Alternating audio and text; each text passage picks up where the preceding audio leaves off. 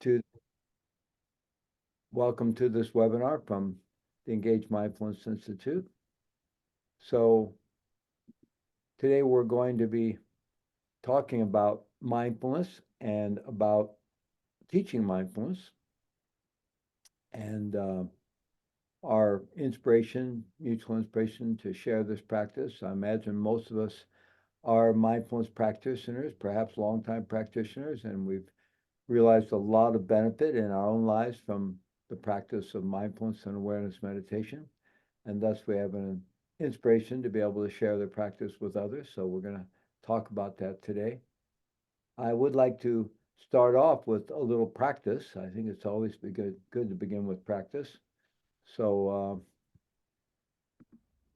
if you would find a posture that for you feels relatively upright and uplifted, awake, stable, relaxed, in whatever kind of seating arrangement you have. And if for any reason for physical limitations you need to do the practice lying down, standing up, or leaning against the back of a chair for support, please do what works for you. But if you are able to sit in a relatively upright, uplifted posture, you may find that helpful. So I'm going to ring a gong just to get us started, and then I'm going to provide us a little guidance.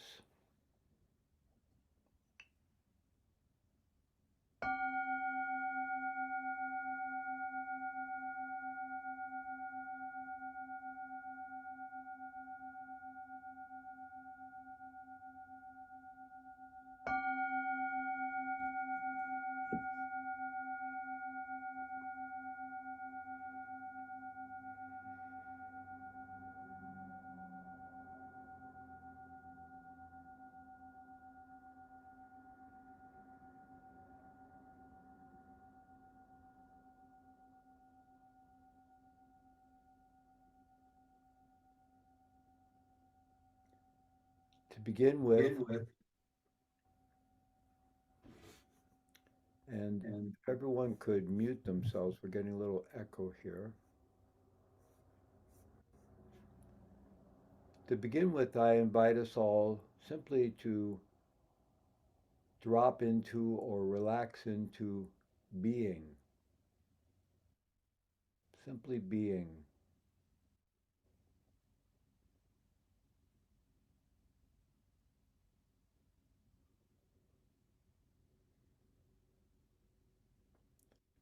Letting go of the need to do anything in particular,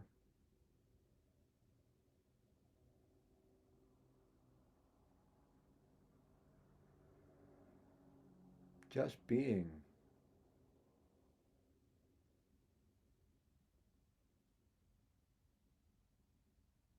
Nothing to do, nowhere to go, nothing to prove,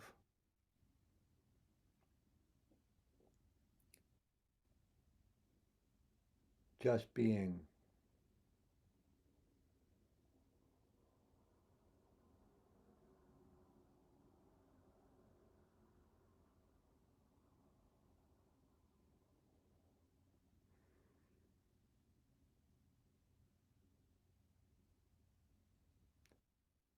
And if there's anything to do other than simply being,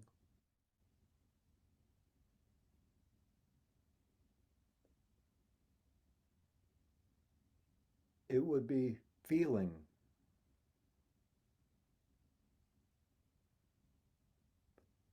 simply feeling whatever we're feeling,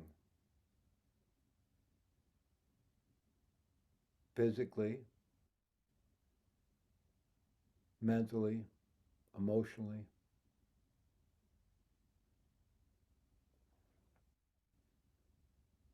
just being and feeling.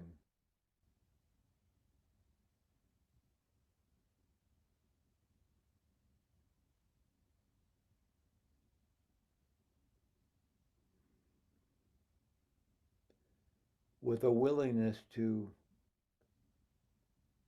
feel whatever we're feeling.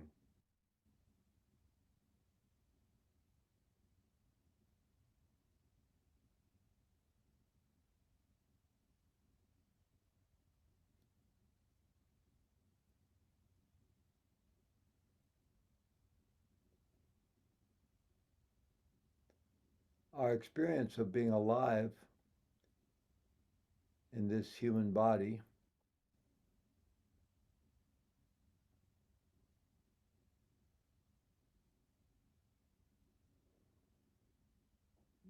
as that experience arises through our sense perceptions of sight, sound, smell, taste, and touch,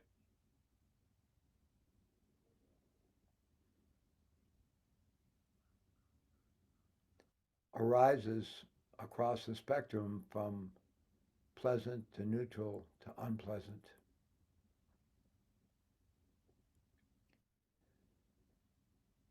And these experiences trigger our reactive mind, our conditioned mind, our preferential mind. And we're fairly conditioned to chase after pleasant experiences,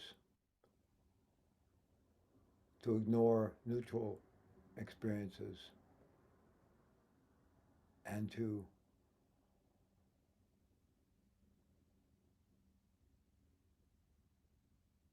ward off or withdraw from or avoid unpleasant experiences, at least experiences that we perceive as such.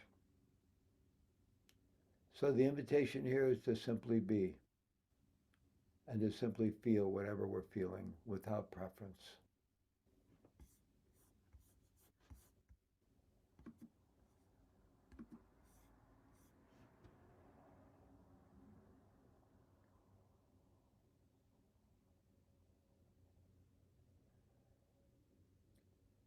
Just being,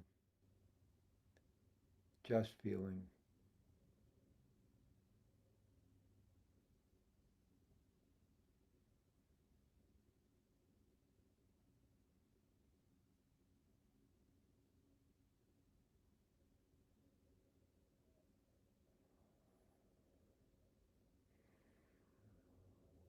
As we know, this practice of being, this practice of non doing, which is so simple and straightforward,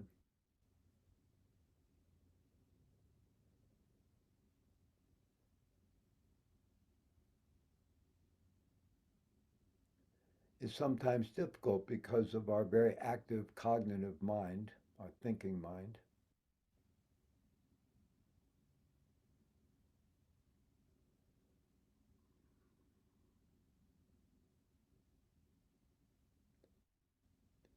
So if we are experiencing a lot of thoughts, discursiveness, and being pulled into those trains of thought, down those rabbit holes of discursiveness,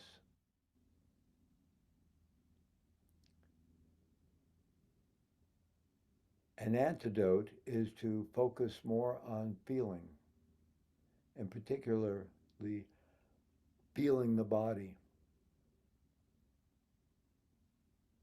feeling the actual physicality of the body, the actual tactile physical sensations that make up this experience we call body.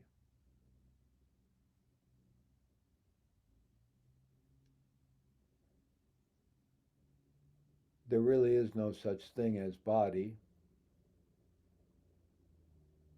Even on the relative level of our material existence, body is simply a concept referencing an aggregate of sensate experience. And if we settle for body, we're just settling for a conceptual overlay on our experience, which is mostly where we live.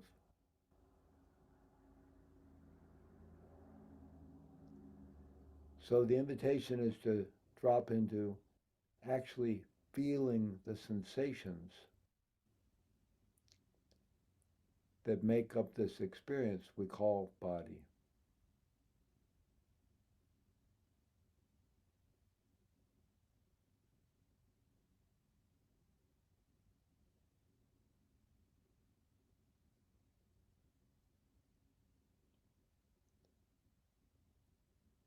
To begin with, we may have a sense of observing or noticing sensations. or perhaps even feeling the sensations, but with a sense of there being a feeler, the I or the me who is feeling sensations. The invitation, as much as possible, is to drop into the sensation itself, direct feeling.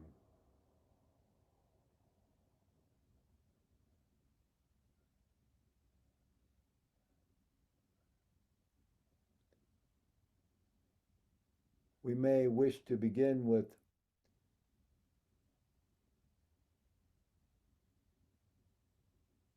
sensations arising on the surface of the skin at the contact points between our body and the chair or cushion, whatever our seating arrangement is.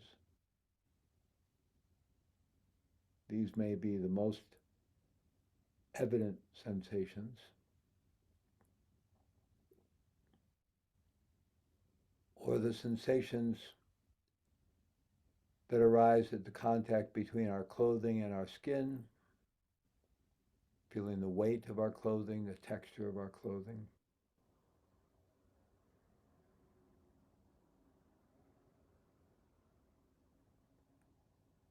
Sensations arising with the contact between any exposed skin surface areas and any movement of air where we are, or the air temperature.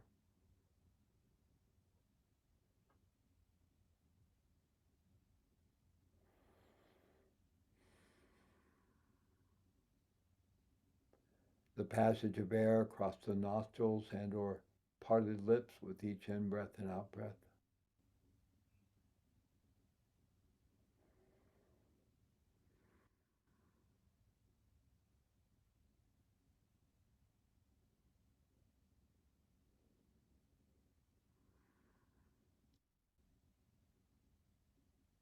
Breath after breath, tuning into this vast landscape of sensate experience on the surface of the skin from head to toe.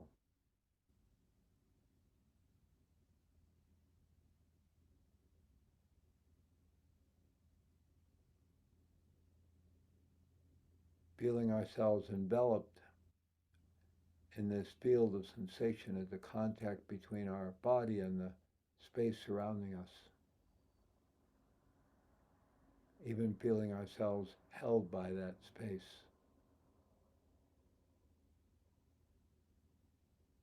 And perhaps regarding that space as benevolent.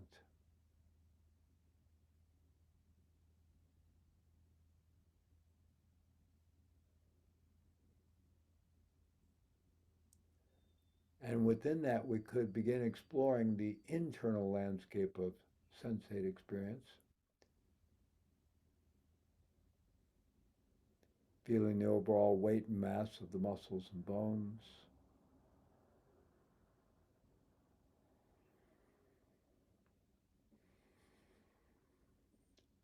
the force of gravity holding us down on the earth.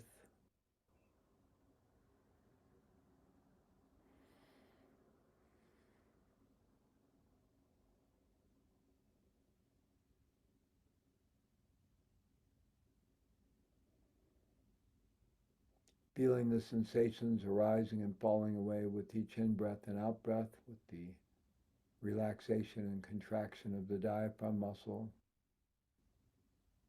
the abdominal muscles, the intercostal muscles between the ribs.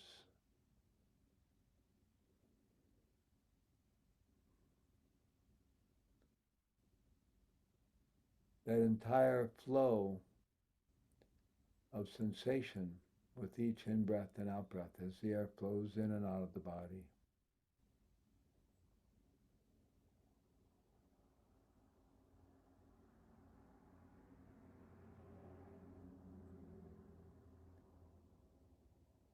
Being willing to feel any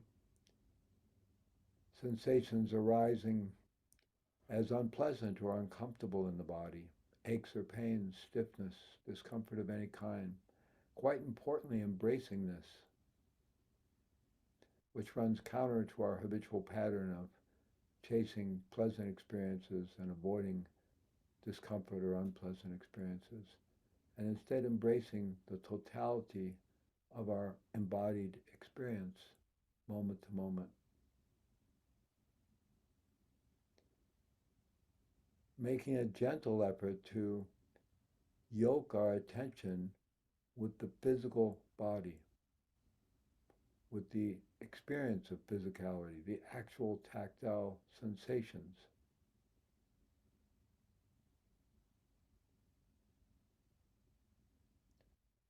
The more we synchronize body and mind in this way,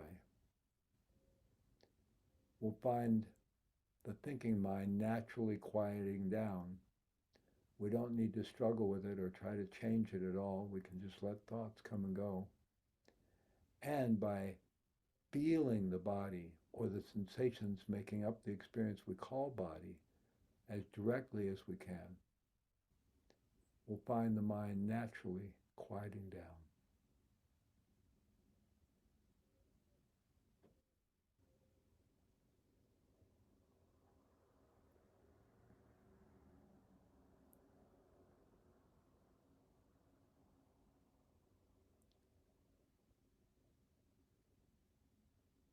To have a sense of this direct feeling, direct experiencing, very commonly in the practice, we take the breath as the object of mindfulness. We may have a sense of following the breath or noticing the breath or observing the breath. And there's generally a sense of me who's doing that. We could relax that separate watcher and just feel the breath directly.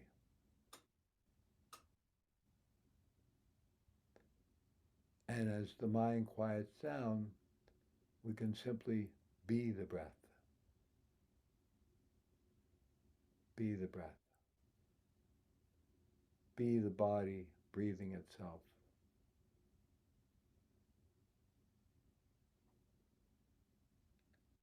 And thus we come back to being, simply being.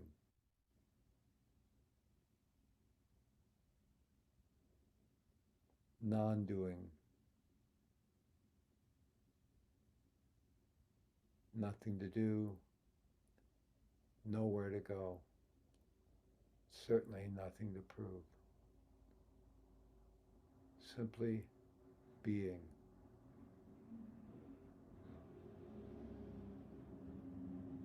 Being and feeling.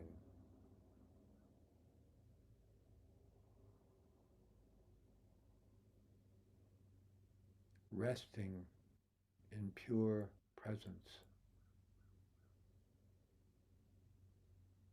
Deep embodied presence, embodied awareness.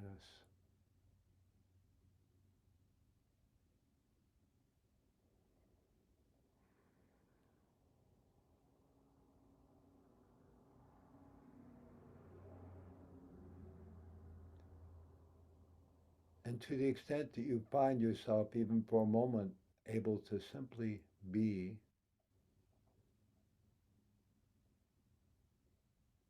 you could invite a gentle inquiry within that simple being, that pure presence.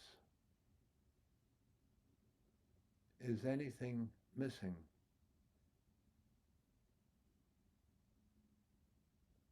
Is there anything that would make that experience more complete?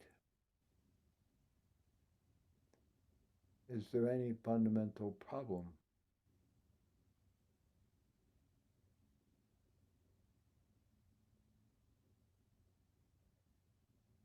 Just being.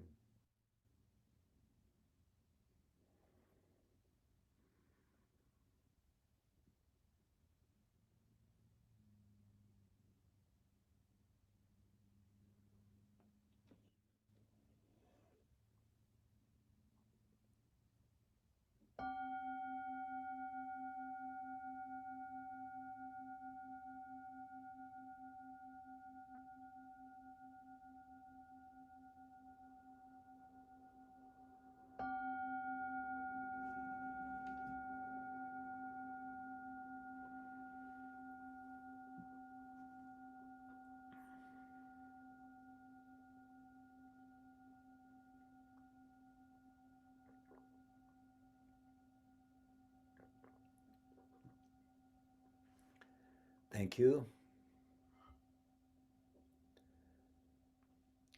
So, I'm going to speak a bit more about the practice of mindfulness and awareness meditation. I'm going to speak in particular about sharing the practice, having the aspiration to share the practice, to be a teacher of mindfulness or a facilitator of mindfulness for others. If you have any questions, you can write them in the chat directly to our host, Vita Pyers, and we will open it up for questions and dialogue later on. So please do post your questions there for Vita, and she will then later invite me to address them.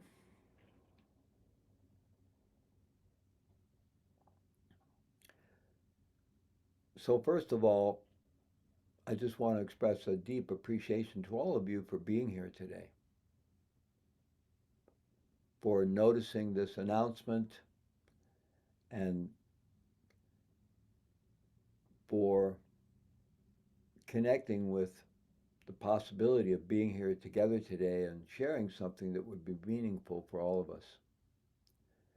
That you have an aspiration to deepen your own human experience through these practices, and that you have an inspiration to be able to share the practice in an effective way with others, in a beneficial way for others. So that's no small thing.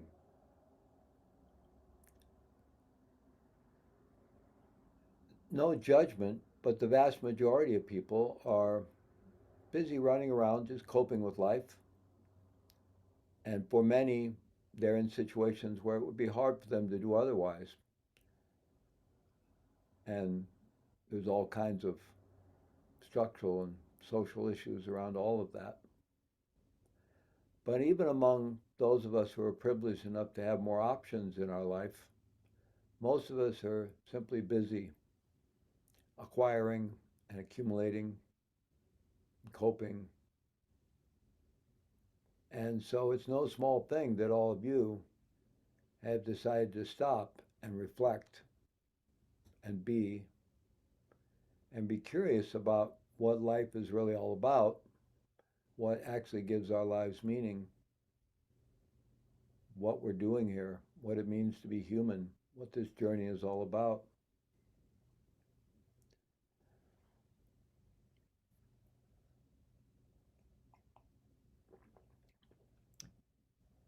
And although, given the 8 billion human beings on this planet, there are many people like ourselves, but as a percentage of those 8 billion human beings on the planet, it's a very small percentage.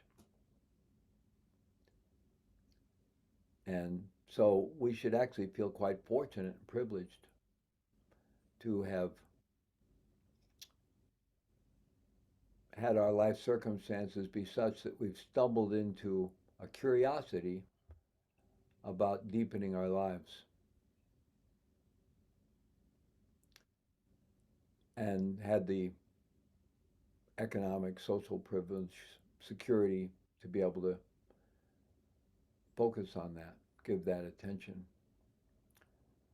And that's nothing that we need to feel guilty about at all, but it's something we should certainly appreciate, and appreciate with compassion for all those who don't have that privilege or haven't yet,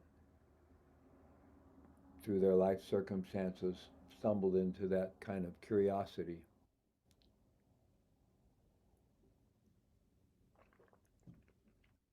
So I just want to appreciate all of you for that. I appreciate you for coming here today.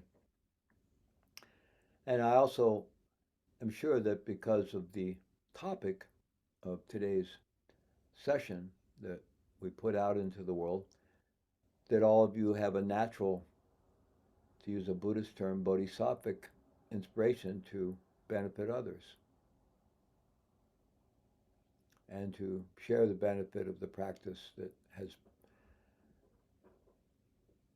brought depth and meaning to your life with others in the hopes that it would do the same for them. So again, I really want to appreciate you for that. And it's wonderful to be with a group of fellow human beings dedicated to their own journey, to deepening that journey, and to sharing that with others in beneficial ways. So even though amongst the 8 billion humans on the planet, this is a very small um, niche area, so to speak, it does seem that mindfulness is everywhere these days, although it's only everywhere for those who are tuned into it. But fortunately, it has found its way into the mainstream, and it's widely available, which is a very good thing. And with anything going into the mainstream, it's going to change. It's going to, in some cases, be somewhat diluted. In some cases, be communicated in ways or applied in ways that are somewhat superficial, or in some ways to be co-opted by a materialistic consumerist society to be another adjunct or support for materialism and consumption. And that may sound like a negative thing, but actually I don't think it's such a negative thing at all. I think it's just part and parcel of anything moving into broader influence. You know, if we restricted the path of mindfulness and awareness to living in a cave high in the Himalayas somewhere and surviving on a diet of nettles or something, it would reach very few people, to say the least. So I think part and parcel of our society, hopefully over time, becoming more mindful, it's quite natural that things like mindfulness, meditation, yoga have been, commercialized and co-opted on some levels and diluted in some ways from maybe their pure forms or their more strictly yogic forms. But I think this is, in the end, actually a good thing.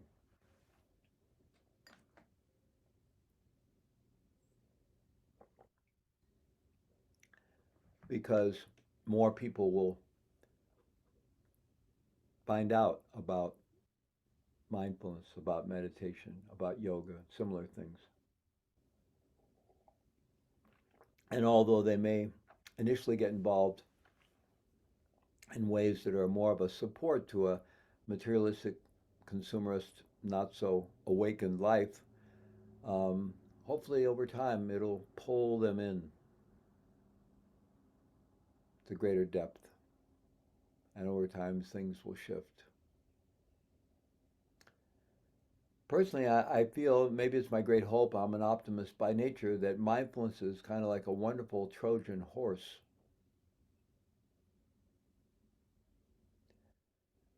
Vita and I are very involved in prison work of all kinds, public safety, bringing mindfulness into the prison system, into community corrections, um, into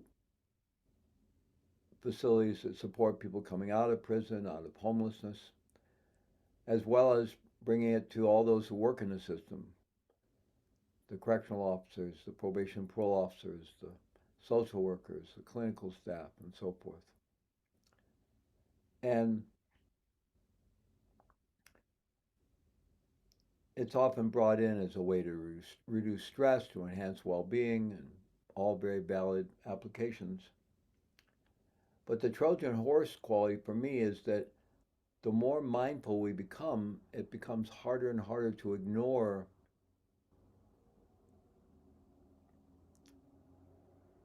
elements of our social structures and organizations that are harmful. To allow harm to continue in our world, in our lives, we have to turn away. There's a kind of collective turning away. And so I believe with the spread of mindfulness, it's going to be harder and harder for more and more people to turn away from ongoing harm that's structurally embedded in our social fabric of all kinds, harm and injustices and so forth. So that's my great hope, my optimism that mindfulness, the widespread nature of the mindfulness movement now, and even in its thinnest, most superficial forms, is this kind of Trojan horse that'll gradually wake up society, and we will no longer be willing to, or less willing to participate in things that are not so helpful to our fellow humans or other species on the planet.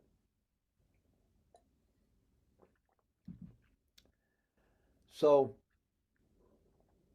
at the same time, we all know that mindfulness comes from traditions, and it's really been present in all human traditions across the planet throughout history in various forms. As it's communicated in the so called mainstream mindfulness movement in this country, the forms mostly draw from the Buddhist tradition.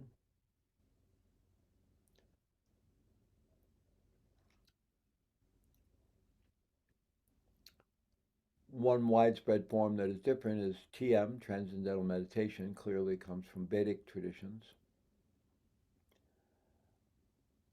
And there are other meditation models out there that have gotten fairly widespread globally. Sometimes we're less aware of some of these. The Art of Living, the worldwide Art of Living movement, which I think they call their practice Sardachan Kriya or something like that, but it starts just with deep breathing. And then it eventually naturally just goes into kind of mindfulness and awareness meditation. But it's a worldwide movement with millions and millions of adherents. Sometimes we're not so aware of that, these other movements. But the mindfulness movement that we're aware of here in the US is largely influenced by the techniques that came out of Vipassana Buddhism and other Buddhist traditions.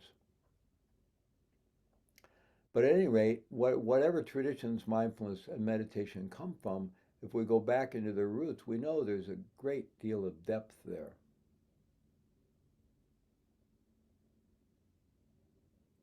They all come from traditions that were about the ultimate human quest for liberation and awakening.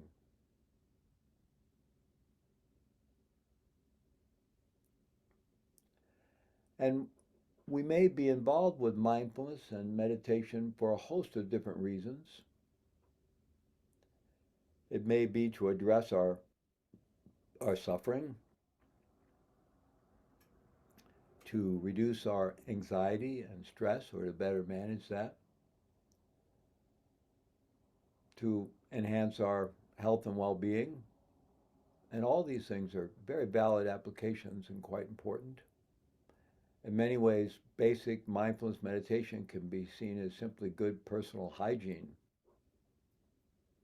taking care of our mind in the same way that we take care of our body. And we know it can go much deeper than that, much deeper. The reason I'm sort of speaking about this spectrum with you all is that I personally feel and believe that all of us who are called to share this practice, to communicate this practice, to be teachers of mindfulness or facilitators of mindfulness, that whether we know it or not, we're answering some deep, deep calling, a deep stirring within the fabric of consciousness, the collective, that there's a deep need for our collective awakening. And that is stirring in each of us and calling us to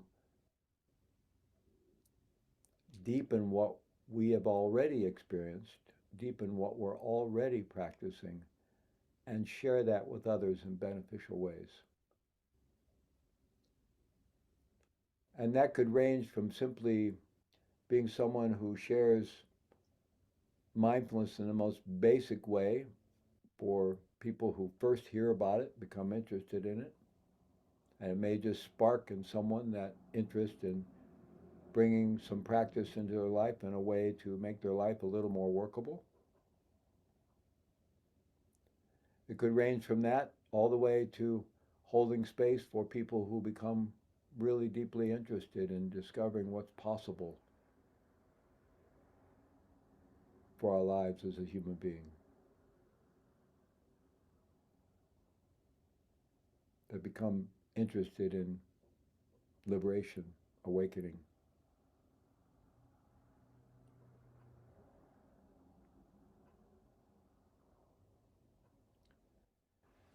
Culturally, in our Western society, in this what's been called the postmodernist era, and I don't say that in a pejorative way at all, it's just a natural evolution of thought and culture and feeling. And I think there are many signs of moving on to a post-postmodernist era, which I think will offer a deeper, more integral approach to life.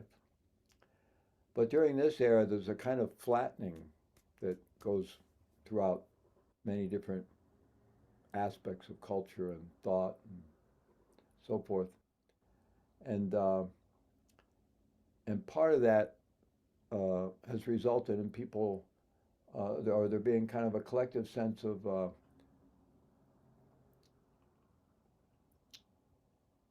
wanting to deconstruct any notions of there being anything like realization or enlightenment or genuine awakening, that these are simply myths.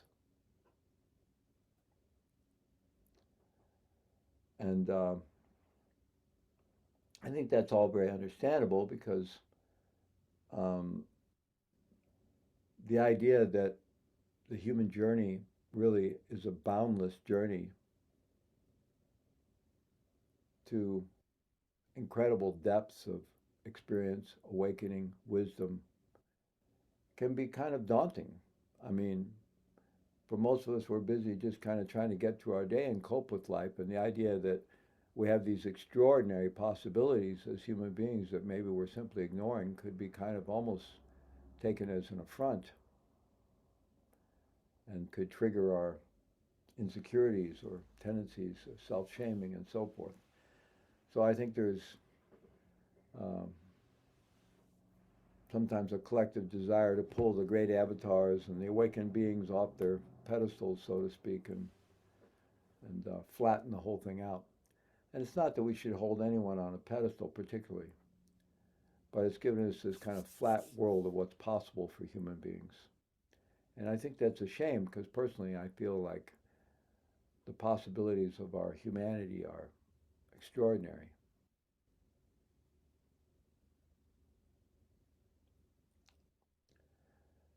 So the reason I'm sharing that is because personally I feel when if we're sharing the practice of mindfulness meditation in some way, whether it be at a simple introductory class at our local YMCA or public library, or at a church we participate in, or some other organization, or we're offering mindfulness online, or whether we're involved with a more structured program or a deeper program, or we're working with um, more experienced practitioners, or whether we're involved at a retreat center and involved in more extensive programs or retreat programs, whatever we're involved with, I think the people that are going to be coming to the classes we offer, the programs we offer,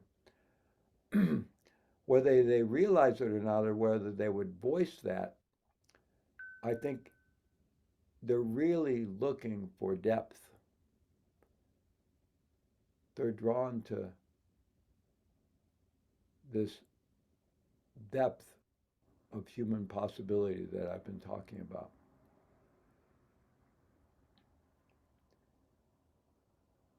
And so while it may seem like the basic practice of mindfulness, simply sitting down and paying attention to one's breath, is pretty simple and could be communicated by anyone having, you know, simply done this webinar.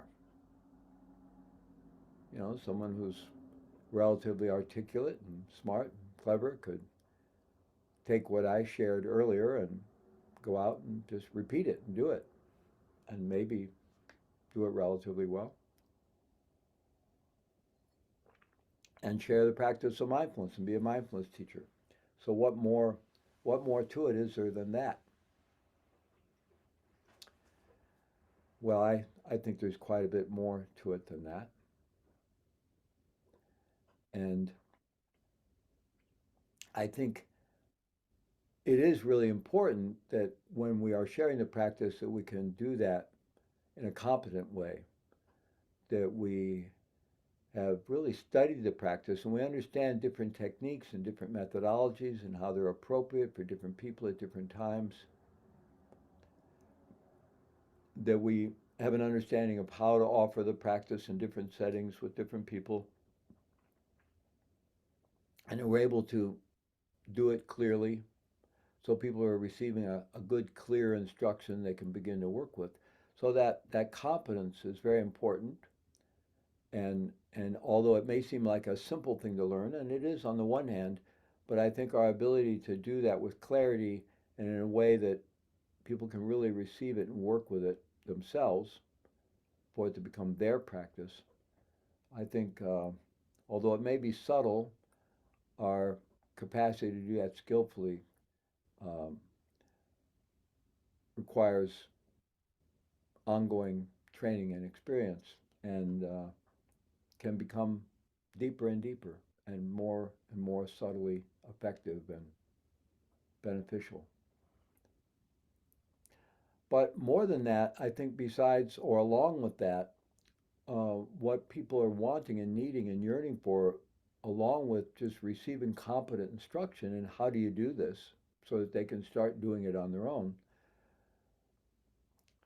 they're yearning for some communication, some heart to heart, mind to mind communication of what I've been talking about, these deeper possibilities of our humanity. Even in the social science literature, where they've studied what programs that are designed to help people change, help people lose weight, help people stop smoking, help people avoid other high risk behaviors, help people move forward in their lives, all kinds of programs like that. Um, there's a lot of research done to see what makes them work, what creates the positive effect when these programs work and they're beneficial for people. What is it about it that makes it work? One of the elements that has stood out again and again, this is thousands and thousands of research studies involving millions of people, is that the presenter or the facilitator or the teacher has actually experienced some kind of transformation and believes in that they actually believe in that change is possible, that transformation is possible at whatever level, from simple to extraordinary. But they're at stake for that. They believe that it's in their bones. That's one of the most critical elements in programs that demonstrate actual effectiveness, where the people who come to that program actually get the benefit. And that presenter or teacher or facilitator or coach communicates that in lots of ways, but it's mostly who they're being. It's not so much in the technique of what they're offering or the content of what they're offering. It's who they're being.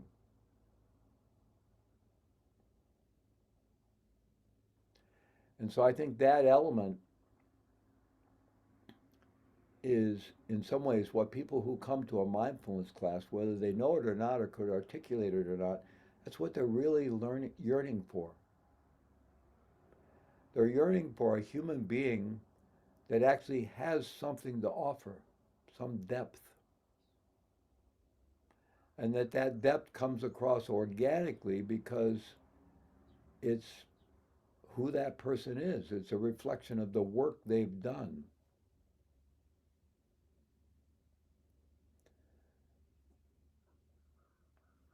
So, we could record a basically effective guided meditation practice, an introduction to mindfulness and awareness meditation. And let's say, excuse me, let's say a 15 or 20-minute guided introductory practice. And we could record that, by someone who can do it really effectively. We could record it and we could transcribe it and we could refine it and get it really clear and laid out. And here's how you deliver it. And, with proper spacing and cueing and the whole thing, we could get it completely defined. And then we could go hire an actor or a voiceover artist to deliver it. In fact, we did this at Prison Mindfulness Institute because we were developing audios for prisoners that were going to be disseminated um, inside facilities um, where we weren't able to be present, but they were going to be able to share these audios, or in some cases, put them on these secure computer tablets that are now made available to some prisoners. And so we did exactly that. And we wanted it to be, really well done with a good voiceover artist and everything. And we had some concerns about it. It was we weren't naive about it. We had some concerns about it, but it was an experiment, and actually, it turned out to not be effective because you can take that same script with really well refined instruction and pacing and cueing, and have someone who has a depth of practice and teaching experience deliver that, and have someone who's just a good vocal artist deliver that, and they are two radically different experiences.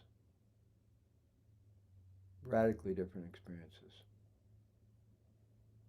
It may seem subtle to the untrained ear or listener, but even that person, whether they know it or not, is going to have a different experience because it's the depth that's actually going to touch their heart and awaken in that other human being that deep yearning, that deep curiosity, the spark that begins that path of deep inquiry into what does it mean to be a human being? What does it mean to really fully live a human life for any of us?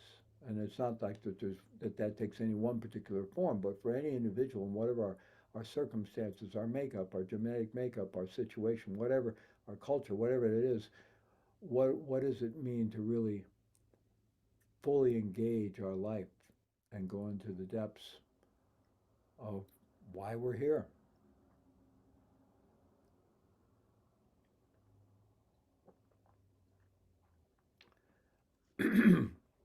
So personally, it's only my opinion, but I feel that's what this is really all about.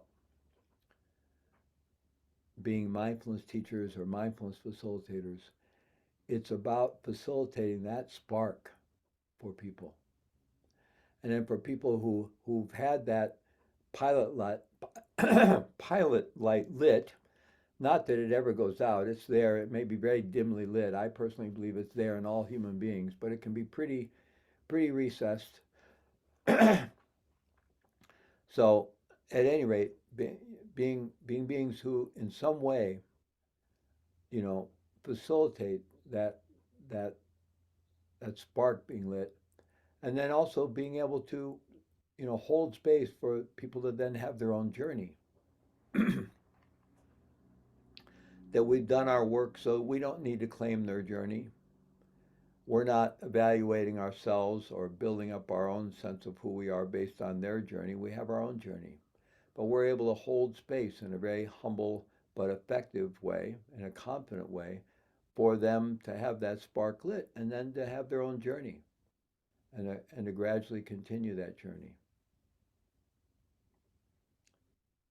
I don't know what the numbers are, but I'm relatively sure that among those who first come to a mindfulness class of some kind, whether in person or online, and attempt to do the practice, the percentage that stick with it, I think, is pretty small.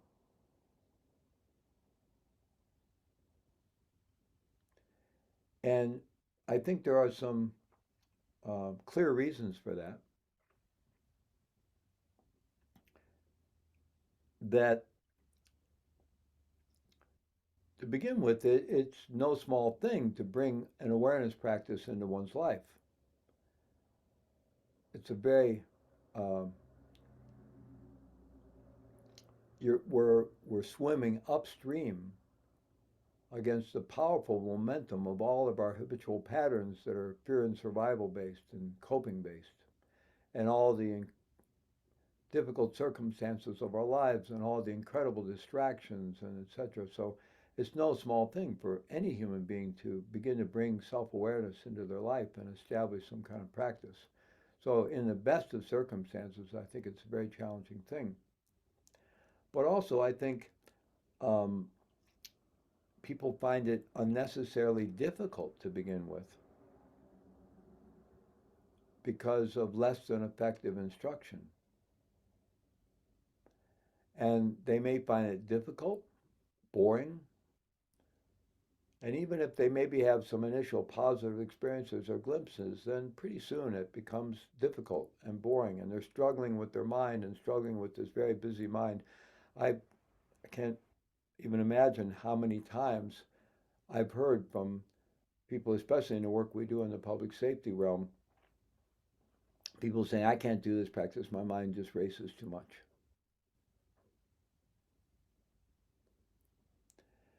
And and people who, for whatever reason, get the notion that the practice is about struggling with their thinking or not thinking or getting rid of their thoughts and all these things which are completely counterproductive to the practice.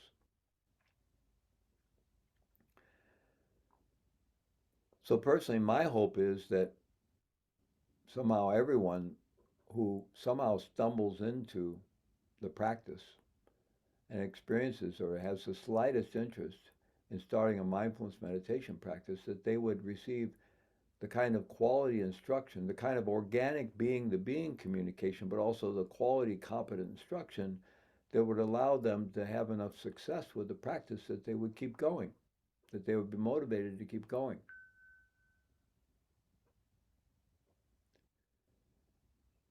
And for that to happen, they need to somehow stumble into a mindfulness teacher or a mindfulness facilitator that really knows what they're doing, that really organically, without making a big deal out of it or even having any self consciousness of it, is organically communicating this sense of possibility and depth because it's who they are. And they can competently offer the practice in such a way that it provides the person more of an on ramp into actually experiencing some benefit from the practice so that they keep going.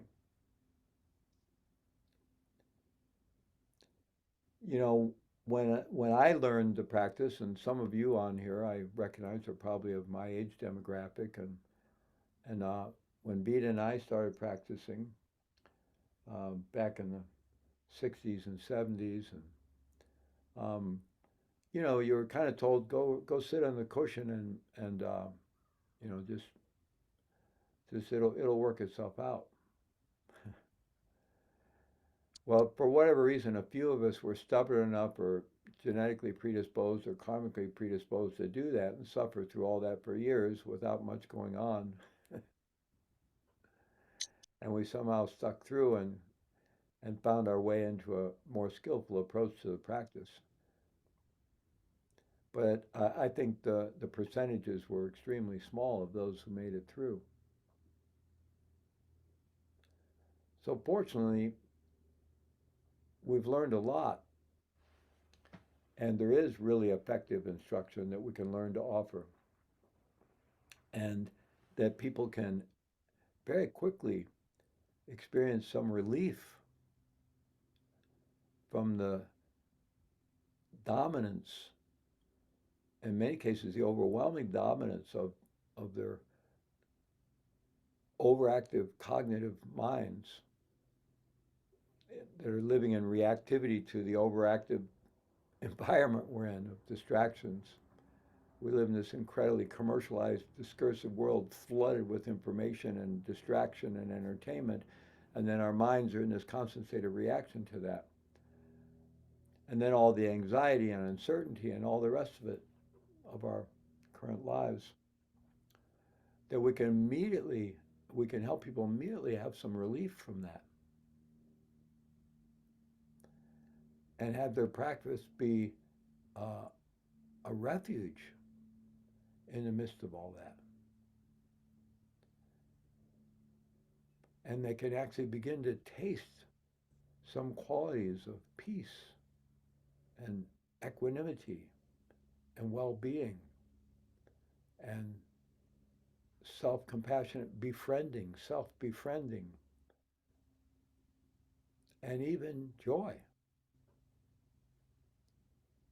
We don't have to sit for 20 years in a cave somewhere or a monastery to have these experiences.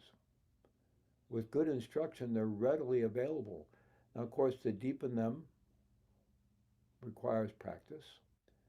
And integrating our practice with the challenges of daily life is just an ongoing journey for all of us. But with effective instruction, it can be, as it's said about the Dharma in the Buddhist tradition, the Dharma being the teachings or the way, that good in the beginning, good in the middle, and good in the end. That the practice can be a benefit all the way along, as opposed to this idea of just go sit on the cushion and suffer for 20 years and maybe something will happen. Now, that's kind of an extreme view, but that certainly has been the view in many cases. But even the other view of, mindfulness is just this kind of simple thing and anybody can do it and it's simple and it's good stress relief and here through the practice and, even that is not necessarily going to offer people the kind of experience that will keep them going.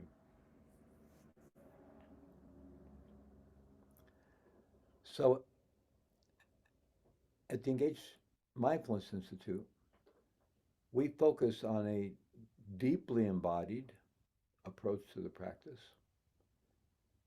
a neuroscience informed approach to the practice, and a trauma informed approach to the practice.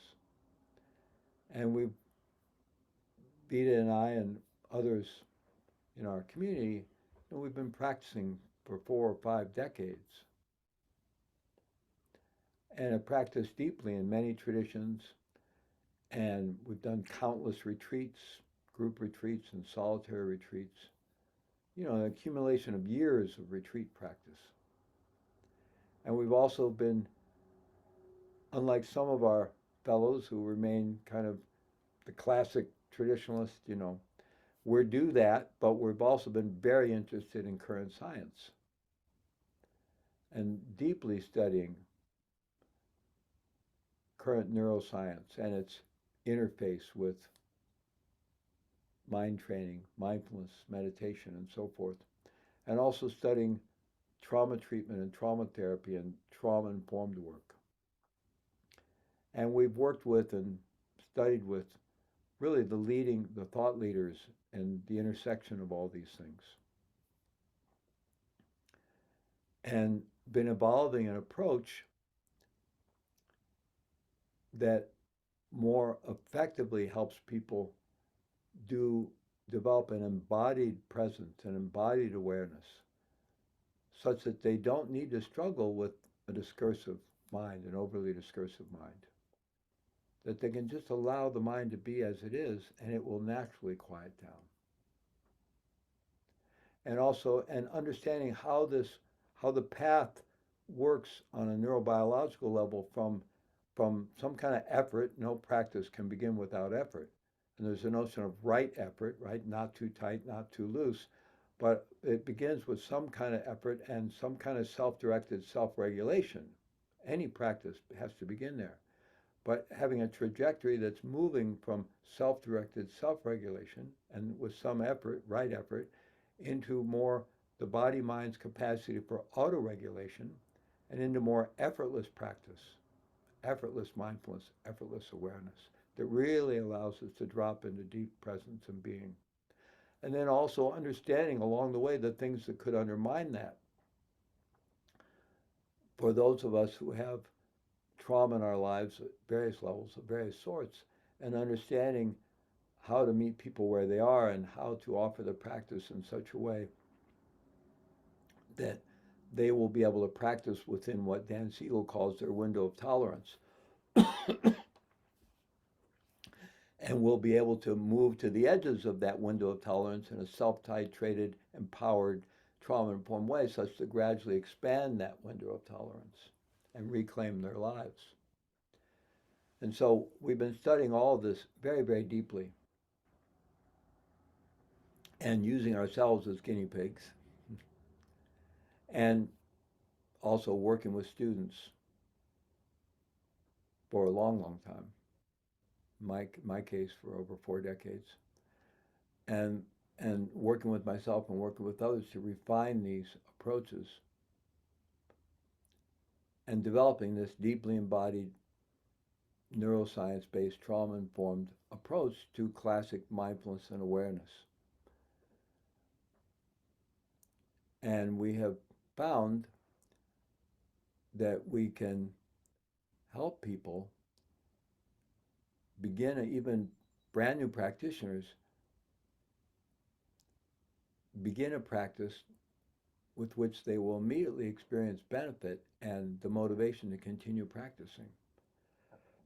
In many cases, even for experienced practitioners, to see their practice shifting to entirely new depths, even after 20, 30 years of practice.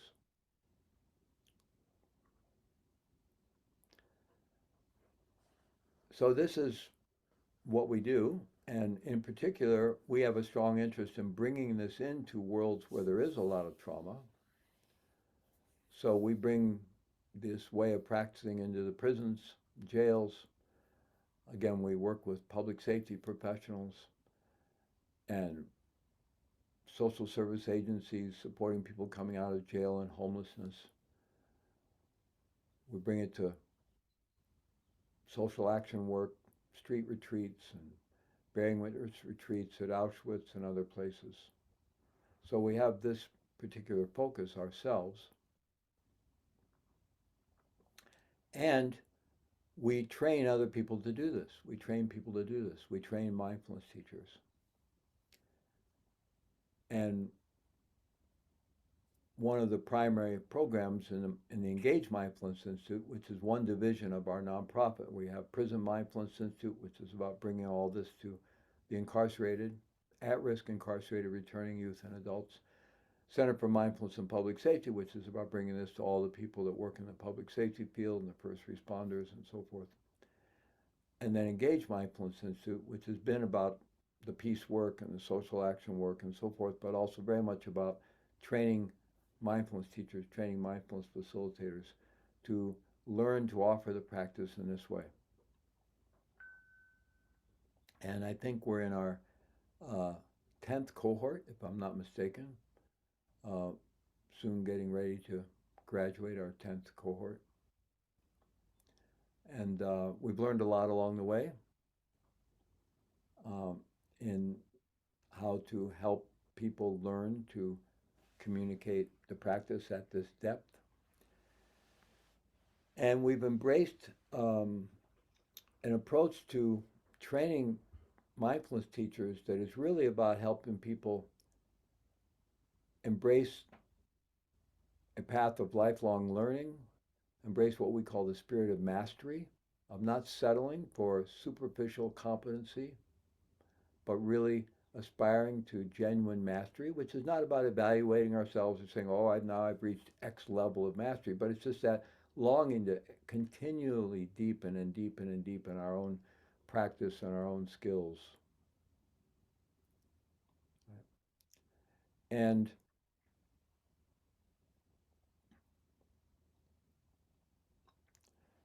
and to be practitioners in the same, honoring the same, in other disciplines. For example, someone who becomes a physician or a psychologist or a lawyer, despite what any of us might think about lawyers, whatever. But people who are professionals, they become practitioners, and they use that word, the practice of medicine, the practice of law, right? There's all kinds of ethical standards and deep training and ongoing continuing education, and there's a sense of really identifying with becoming a professional, which isn't some status you achieve and then okay, now I just do my thing. But no, it's really the spirit of mastery. And in the ideal setting, is that I'm a practitioner, and I'm going to continually deepen my abilities and my practice. I'm going to continually learn from all my fellow practitioners, and I'm going to continually advance my abilities to do what I'm doing in this practice, and I'm going to hold myself to the highest ethical standards. And that's what it means to be a practitioner in the sense of a practitioner teacher. And so that's what we're about at the Engaged Mindfulness Institute, and that's why we have relatively small cohorts. There are some massive mindfulness teacher training programs out there, and I'm sure they're doing good things. And again, I'm all for it getting as widespread as possible, so that may be a good thing. But we feel to do the kind of training we want to do with people and to really help people embrace that spirit of mastery, we need to get to know everybody really well that we're working with. We don't we don't imagine that we can be training hundreds and thousands of people and really get to know them and support them in the depth we want to support them. So our training programs have smaller, more reasonable cohorts, and we get to know everybody very, very well, and they become part of our community and so forth. So we're going to open it up to dialogue and Q&A now. Um, but if you are interested in the kind of training we offer, we open up cohorts.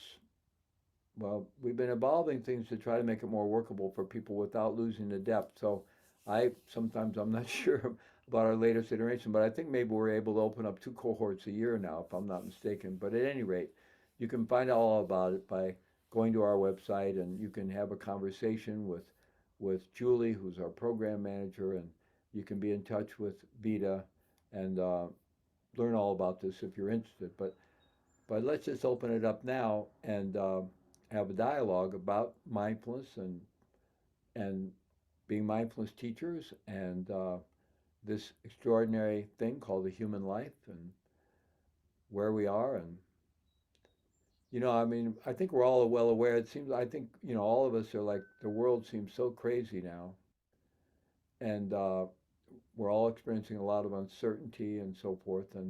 And the reality, the existential threat of climate change is obviously no small thing whatsoever. And we are up against some limitations due to population and the way that we're living on the earth.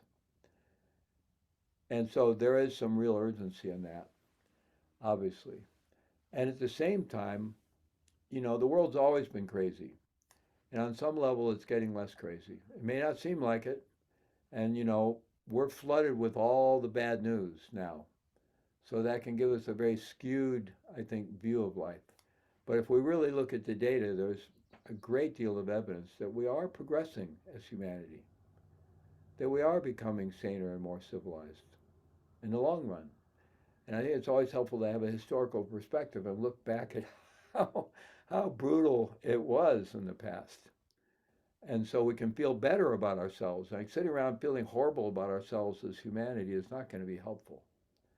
Even though we've managed to get to this point of unsustainability with climate change and so forth, in some ways it probably couldn't have been otherwise. But now we got to figure this out. How could we have figured it out 100 years ago when it wasn't at the crisis point it is now, right? So just sitting around feeling bad about ourselves is not helpful. I think we can have a lot of reasons to feel good about ourselves, and we have these challenges we need to address. There's no question about that. Um, so let's So just we have back a few to what. questions. So here's one of them from Cheryl about she really appreciates the practice of just being. So with the practice, have you ever encouraged the incorporation of an individual's spiritual beliefs into the practice of mindfulness through the use of prayer? If so, how can you provide any examples of how this might be done? Well, through our nonprofit, the work we do that I've been referencing, we do that work in a completely secular way for the most part. I mean, Prison Dharma Network kind of has two aspects. We offer secular work in the prison system for the incarcerated, and then we also support faith-based work. And some of that is Buddhist, and some of it is Christian centering prayer, and we've supported city yoga programs. So we do support faith-based work in the prison system. The work we do with public safety professionals is all secular and needs to be. Um, um, and but in terms of bringing in various spiritual traditions, I mean, I follow my own spiritual tradition. I've been very deeply trained and engaged in both the Zen and Tibetan Buddhist traditions for many years. My core lineage is really in the Tibetan tradition, but I'm very deeply involved in Zen, and I'm an empowered teacher in both those traditions, and I've studied deeply in Vipassana as well. So, and I've also been a lover of all the great religious and contemplative traditions. So I'm always studying the literature from other contemplative traditions.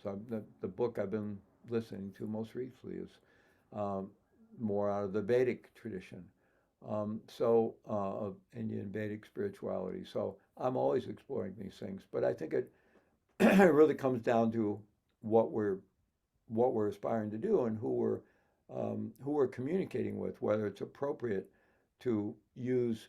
I mean,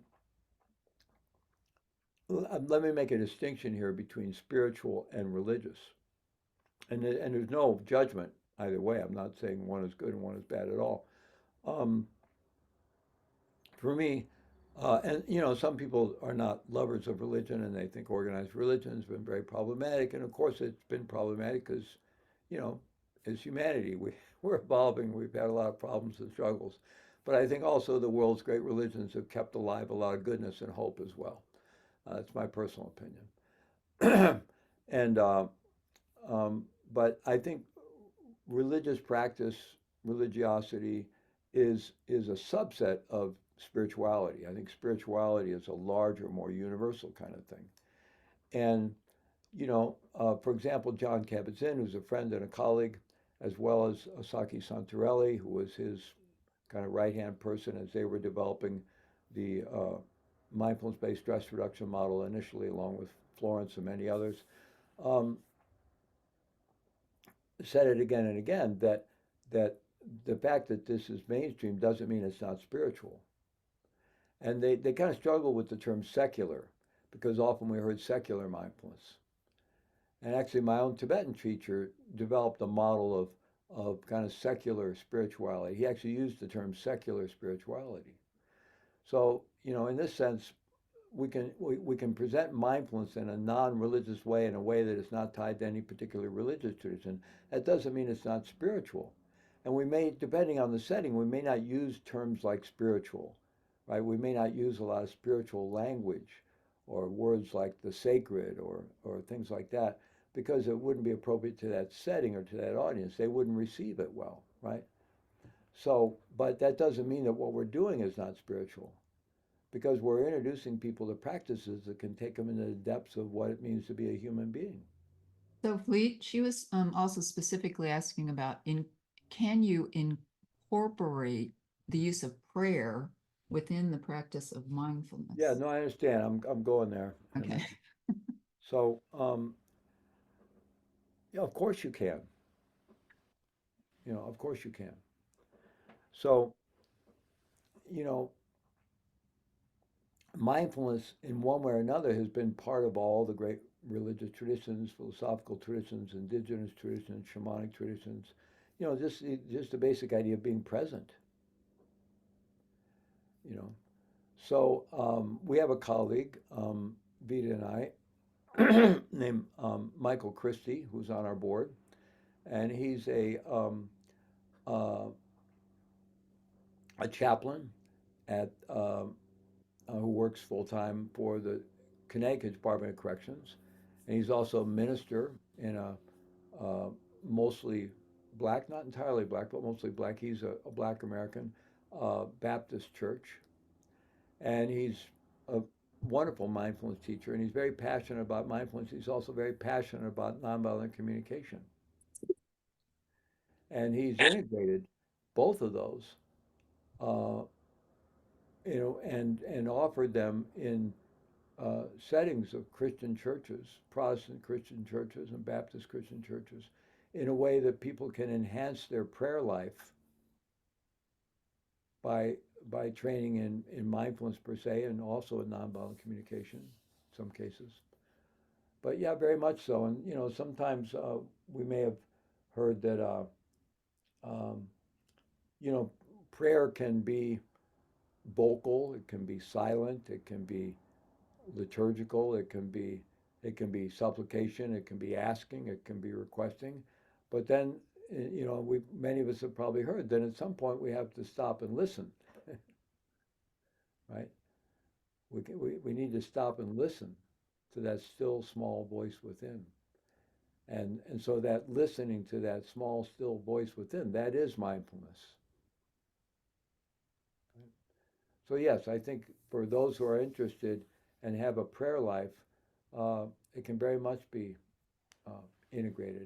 And personally, for me, mine is very much integrated with a life of prayer. I mean, my relationship with prayer might seem a little different theologically from as a Buddhist from a Christian perspective, and some Buddhists don't think that they pray, but I pray. I pray every day. I have a long list of people I pray for.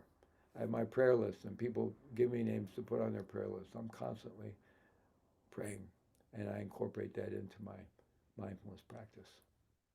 Okay, here's another question. When you say your organization and program is trauma informed, what specifically do you mean? What types of training or learning does your organization program practice? Hmm. So there's a whole sort of suite of skills. There is a standard trauma-informed model that under SAMHSA, and that can be applied to various disciplines and programs and so forth. And in particular, in the practice of mindfulness, it's really having a sensitivity that the people you're working with may be maybe triggered out of their, to use Dan Siegel's term, out of their zone, out of their window of tolerance, or what we sometimes call the zone of resilience, and so that they're no longer in a workable place to do the practice. Now, this could be the way you're delivering it vocally. It could be that you're guiding somebody into the body or into embodiment, and they're experiencing trauma in the body, which is where trauma resides, as we know, in the nervous system and so forth. And so we need to have a sensitivity to that. And in general, there's certain principles um, that have created a shift in how mindfulness instruction is being delivered, not just in where we know there's trauma present, but it's kind of influenced how many teachers are delivering the practice today in any setting. And this is using, not using the command language so much that was very common in the past. Okay, now sit up straight, now do this, now do that, do this, follow your breath, right? And instead using more invitational language and using the present participle a lot. So sitting with a relatively uplifted posture, you're invited to begin bringing your attention to the body. This kind of use of present participle and invitational language, also providing people lots of options. So, and generally with practices of mindfulness, initially there's an object of mindfulness, and the most common one is the breath in the body, and of course the breath is part of the body. But that may be less than workable for some people because of traumatic experiences. It may be necessary for them to focus on something outside the body initially, and then maybe gradually they can work their way into a more body experience. So it's giving people a lot of options and letting them know that they have options, and empowering people to guide their own practice. And there's kind of this invitation to lean in, but to also take care of yourself. So there's a wonderful model called somatic experiencing, Peter Levine's work, and one of the renowned trauma therapists. And he developed this practice and term called pendulating. So the same way like a pendulum of a clock. So it's leaning in and leaning out, leaning in and leaning out. So when we experience difficult things that bring up emotional difficulty or stress, uh, in the mind, in the body, in the heart, and it feels like too much, too overwhelming. So yeah, being willing to lean into the edges of that a little bit, but then knowing how to lean back, and having established a place where we know we feel okay. So a lot of times the initial work is developing a foundation. Okay, I know if I sit this way and I focus here, or I have my attention out there, in this way, I'm okay. I know I can find this place, and from here I feel okay. Okay, and then maybe I'm willing to lean in a little bit, but I'm only going to lean in as far as I feel, and then I'm going to lean back. And the mindfulness teacher is training the person so that they can do that. Like I'm not telling the person, this is how far you should lean in, and then you need to lean back. No, I'm guiding the person so that they learn to titrate it themselves, so they feel empowered to gradually lean into the edges, you know. And so they can gradually, if we want to use the metaphor, and I think it's a very helpful one, of the Dan Siegel's window of tolerance, that we're gradually reclaiming more of the bandwidth of our life. For all of us, that window shrinks in life. When we're little, when we're infants and little children, it's just wide open, right? We're completely uninhibited and fearless. And that's why we have to keep a close eye on the little ones, because they'll get into anything and easily, can hurt themselves, right? So, but with the bumps and bruises of life, for all of us, that starts to shrink. Oh, that was embarrassing. I won't do that again. Oh, I got shame for that. I'm not going to do that again. And then with traumas, it can shrink even more. So much so that often it can become so severe with severe trauma to lead to agoraphobia, and it's too triggering to even leave your home, go out in public, right? So it's just how wide or narrow is the bandwidth of our life where we can be in relationship with it in a healthy way, in a tolerable way, or a workable way, much less thriving, right? So for all of us, you know, part of our human journey is to gradually widen that. And we do that by leaning into the edges a bit and then coming back, leaning in, coming back. And so, uh, we teach mindfulness in a way that gives people all those options, and it's invitational. And we're also, we're not trying to establish ourselves in a teacher role. We're simply delivering the information they need to really, so the practice becomes the teacher, their own practice. It's very much an empowerment model. We're empowering the person. Now we want to give good instruction, and we're going to hold space for them, and we're going to answer questions, and we're going to provide all the skillful guidance we can, but ultimately in the context that we're empowering them, that ultimately they're the ones. It's their body, it's their mind, it's their heart, and they're the ones that need to take the journey, need to take it in the most beneficial way possible for themselves, whatever their situation is. And so that's kind of this idea of being trauma informed, and also just studying. There's a lot of books and teachings we can study about trauma and trauma treatment and about trauma informed work, and just over time we become more and more sensitive.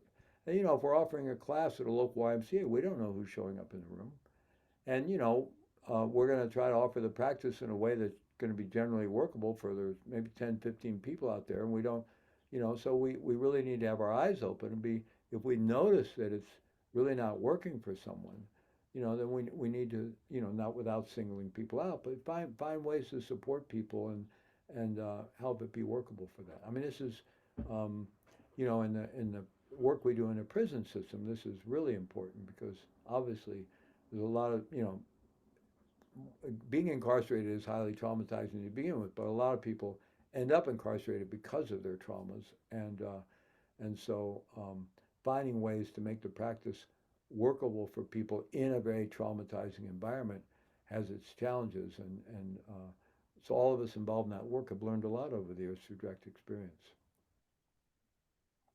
Hey, Fleet, we're at the time that we had allotted to told people it would be over. So I'm going to post this video on our website later, and the transcript of the video probably be up there by Monday. So everyone, and then I'll send out a message to everyone with the link to it if you'd like to watch this again. Vita, are there any questions that didn't get addressed, or? There's a few more, but they seem kind of long, so I didn't want people to go over. Well, maybe we could give people the option if you know, feel free to leave, but we could take another 5 minutes or so to address a couple of questions in case I don't want to leave people's questions unanswered. Okay, so should we continue? So Lily, do you want to unmute and ask your question? Are you still here? Oh, I'm still there. Can you hear me? Yeah. Yeah. Yeah, it's kind of a tough question that I've dealt with really for a couple of decades since when it actually happened. Um, Basically, I wonder how a student, which I still am, aspiring Buddhist, can comfortably reconcile, let's say, a renowned, highly skilled mindfulness teacher who, in the way they present themselves, clearly have has their own unresolved challenges in their own personal behaviors that indicate a somewhat of a shortage of mindfulness, I guess is one way to put it. Because I had that happen to me a while ago and I haven't quite gotten over it. Yeah, this is I'm sorry, what was your name again? Lily. Lily, yeah, Lily. Yeah. Well, first of all, I'm saddens me that you had that experience. Unfortunately, it's not entirely uncommon.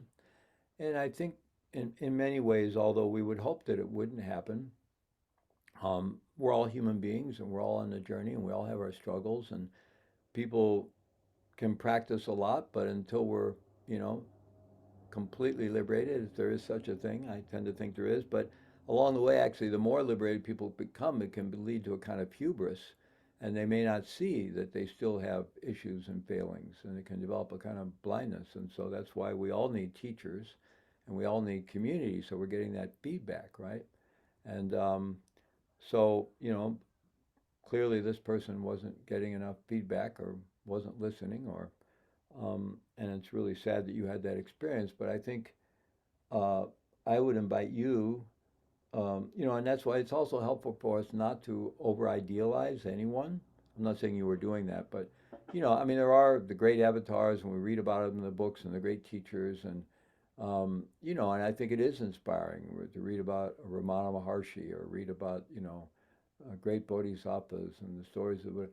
And, you know, if we dig into it, we may find that even some of them had their failings or, you know, so we're all on this human journey, and it's helpful not to idealize anyone, but at the same time, not also just decide, well, everybody's a mess and there's no such thing as enlightenment. I don't think that's helpful either, because I do think we can continue becoming more realized, and I do feel there have been human beings who have been fully realized or liberated and who have been incredibly beneficial to humanity.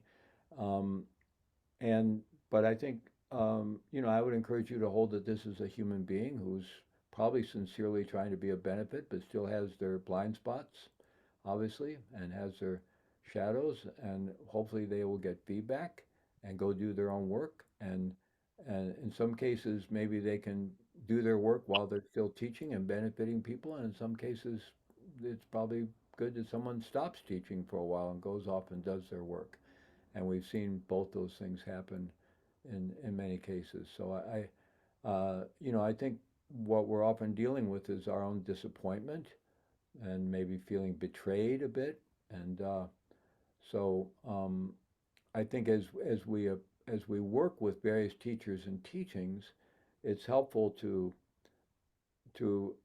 and this can be tough. It's helpful to not set ourselves up for betrayal and disappointment by realizing we're all in this human realm and having reasonable expectations about people's humanity. but also being willing to learn from people, that there are people that have wisdom, and not necessarily having, we can benefit from their wisdom even if they haven't perfected it. Um, and but also having good boundaries and never tolerating being taken advantage of or being abused in any way, shape, or form. So I think it's, it's very nuanced in some ways, but clearly, I mean, if there's actual abuse or harmful behavior, that's not nuance. That's like, hey, stop, boundaries, clear boundaries.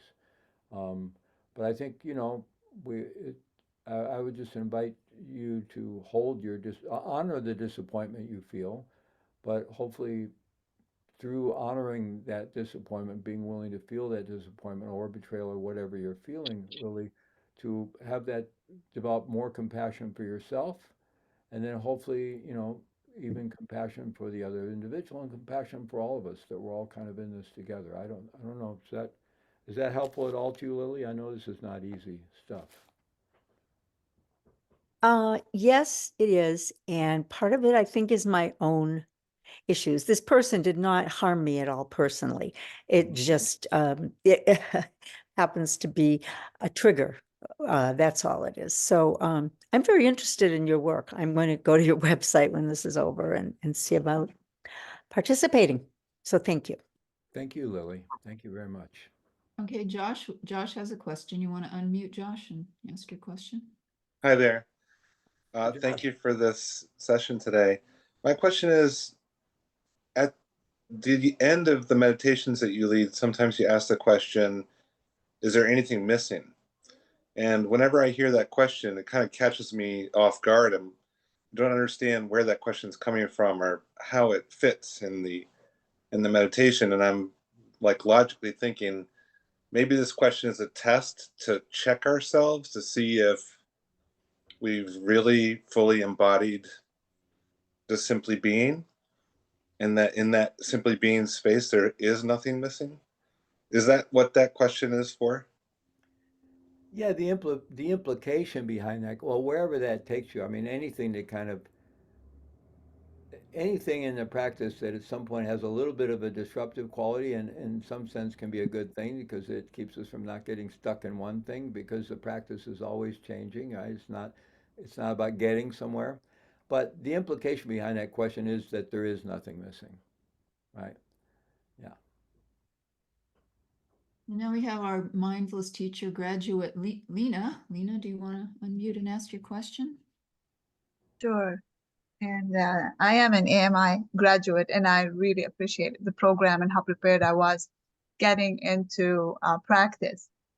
My question is getting to be a little bit more challenging holding that space when there has been so much suffering and loss in the world at this time, and people feel a lot, triggered, traumatized, and it's still very, very raw.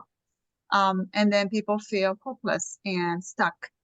So holding the space and being with it, but it feels like sometimes I feel we're stagnating in this space, and I don't know how to kind of move us forward. And I am also a coach, so I don't want to do the both things when I am facilitating a mindfulness practice. So, but I feel like we need to move forward, and how to do that in this time. Yeah, yeah, and thank you for being here, and really great to be with you again. Yeah, I mean, these are very challenging times, and it's always been challenging. Uh, Human life has always been challenging. I think one of the things that makes it so challenging now is that we're getting so much information, right? And it does make things appear to be worse than they are. Um, but nonetheless, that's the experience we're having. I mean, it's undeniable. The media that's there and so forth, and I personally, I really titrate my exposure to all that. I don't live in a bubble. I want to know what's going on, but I really try to avoid, dwelling on it, and because I can get caught in it as much as anybody said, doing the doom scrolling on the phone or something, or if I rarely turn news on. I don't, about that we use our television for. My wife and I, as we like to watch something on Netflix in the evening, is about all we do. I don't rarely ever watch news on TV. I tend to look check my phone every now and then. But I do think we really have to titrate our exposure to that while at the same time, um, uh, being informed. And so staying informed without becoming overwhelmed, I think is something we all, we can guide each other and support each other and counsel each other into doing that. But I also think it's also there's an opportunity here for developing greater compassion for ourselves and compassion for others. I've been going to Auschwitz every year for 23 years now, I think. I missed 1 year when my then partner was dying. So obviously I stayed behind to stay with her.